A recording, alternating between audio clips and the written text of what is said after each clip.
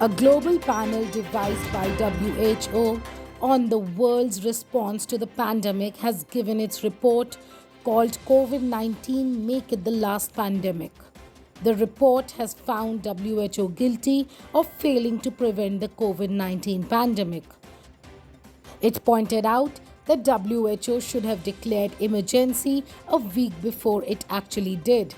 It's a comprehensive report that lists a series of wrong decisions that killed over 3.3 million people. Former New Zealand Prime Minister Helen Clark co-chairs the independent panel with Ellen Johnson Sirleaf, former President of Liberia. Pandemic experts are a part of this panel. The panel's report calls the combined response of the WHO and the global governments as a toxic cocktail. It said early responses lacked urgency and effectiveness. The report also says that UN Health Agency calling COVID-19 pandemic as 21st century's Chernobyl moment.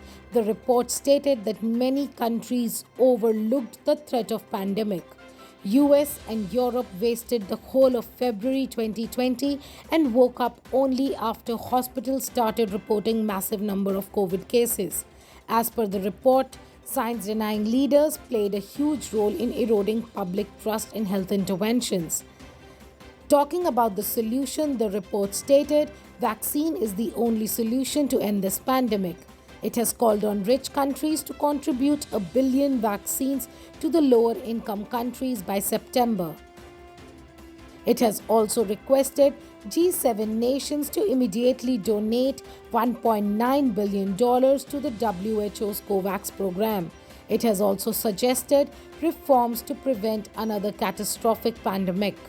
What is noteworthy here is the fact that the report does not hold China responsible for any part. It does not call on China for its cover-ups and crack down on whistleblowers.